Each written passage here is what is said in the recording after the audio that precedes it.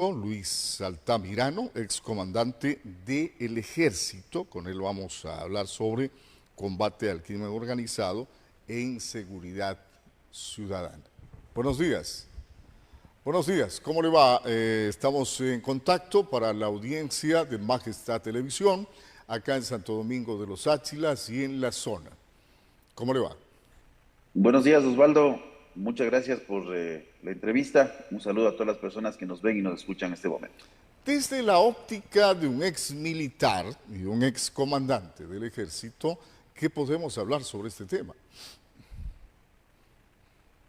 Bueno, debemos iniciar en primer lugar reconociendo la difícil situación que estamos atravesando, pero al mismo tiempo reconociendo de que se debe tener un diagnóstico muy amplio, más allá de los efectos de la violencia directa que nosotros podemos estar observando, porque existen una serie de elementos que son de naturaleza estructural, tanto de lo que es la estructura de cómo debemos enfrentar este tipo de problemas, como también de la lacerante situación que existe especialmente en sectores de frontera y de igual forma en los cinturones de pobreza que han engrosado las ciudades, especialmente en Guayaquil y lógicamente también en la ciudad de Quito.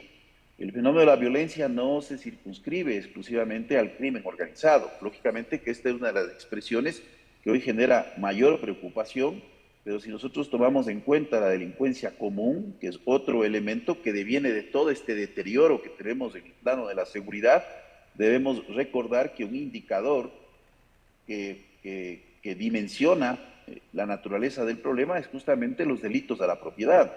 Y entre el 2021 y el 2022 tuvimos un incremento del 23%, pero las cifras son alarmantes, porque tenemos más de 10.000 vehículos, hablo de carros, que fueron sustraídos, fueron robados, más de 14.000 motos, tenemos más de 26.000 denuncias de asaltos a personas, y tomemos en cuenta de que aquí hay un subregistro porque no muchos denuncian.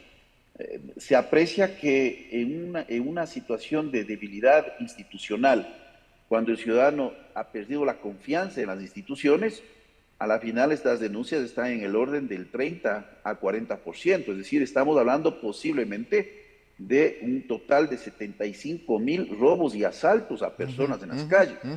Entonces, las estadísticas nos pueden señalar justamente el panorama que estamos viviendo, pero hoy, más que nunca, tenemos un ciudadano que ya tiene estas estadísticas en situaciones de carne y hueso, porque tomemos en cuenta de que todos, y esta ya es una percepción mía, todos ya conocemos de forma directa o indirecta a alguna persona que ha sufrido el efecto de esta violencia.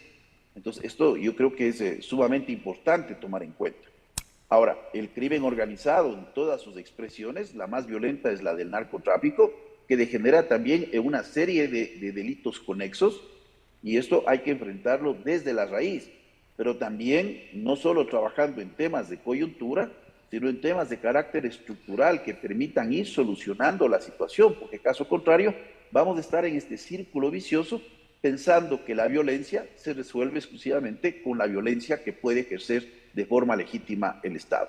A ver, claro, y usted con razón ha enfocado que hay muchos factores que alientan este tipo de cosas, la delincuencia común, el crimen organizado, el narcotráfico, etcétera, etcétera.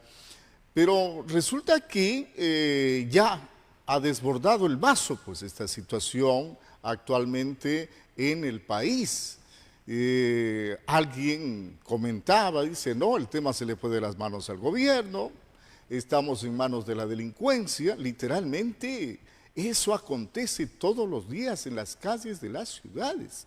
Entonces hay que tomar medidas urgentes, pero lastimosamente en la Asamblea nuestros legisladores están entretenidos en cuestiones netamente políticas antes que dedicarse a reforzar las leyes que existen o cambiarlas, pero darles de alguna manera garantías de seguridad a la población.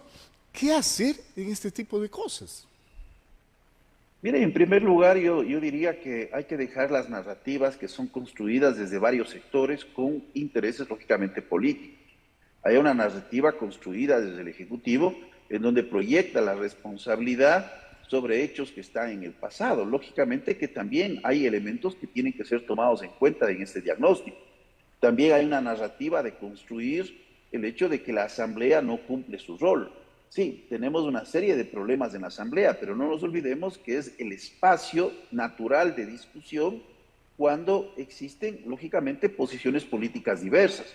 Ahora, por ejemplo, poco se ha hecho o se ha publicitado en relación a las últimas reformas que fueron aprobadas en el mes de abril y que ya entraron en vigencia, en donde tenemos una modificación a través de una ley orgánica reformatoria de varios cuerpos que tienen relación con la seguridad ciudadana y la seguridad integral.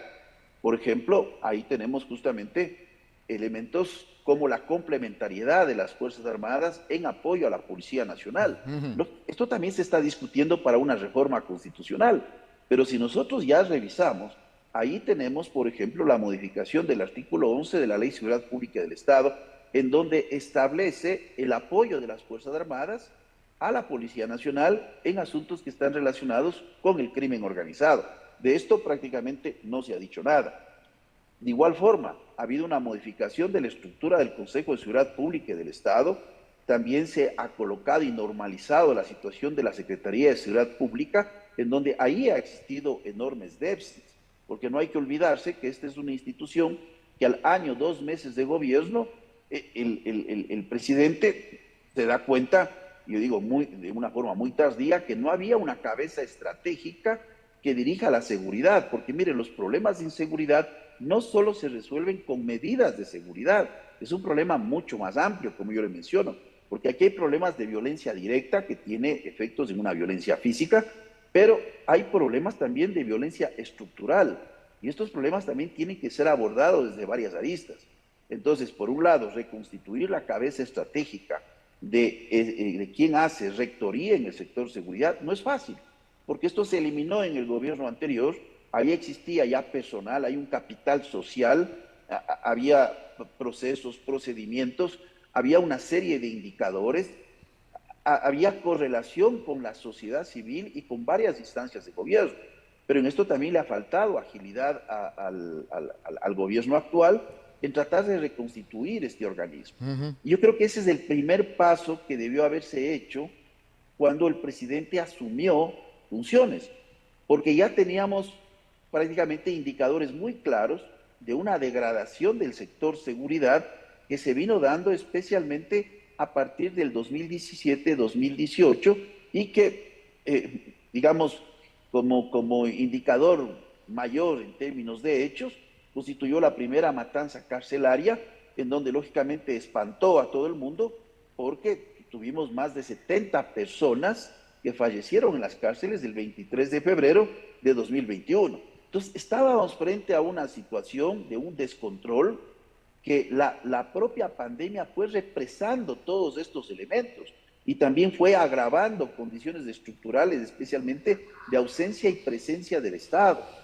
Porque hay que comprender que en el 2020, en plena pandemia, hubo una captura de 128 toneladas de droga en plena pandemia, cuando hubo una contracción del tráfico marítimo internacional, del comercio internacional, en una serie de restricciones inclusive de movimiento en el territorio. Ya tuvimos un valor que es muy importante si comparamos con el 2016, en donde se capturó 110 toneladas.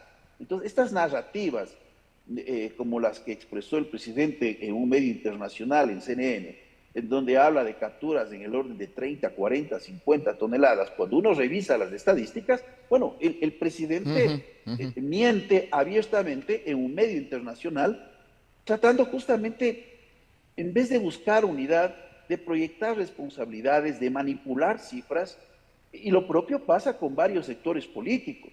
Entonces, claro, este es un tema de unidad nacional, pero a costa de la unidad nacional tampoco se puede permitir que se pueda decir lo que quiera. Yo creo que aquí se tiene que actuar con profunda responsabilidad. Hay cambios Totalmente de estructurales acuerdo. que se siguen postergando. Totalmente de acuerdo. Totalmente de acuerdo. Gracias por permitirnos este diálogo.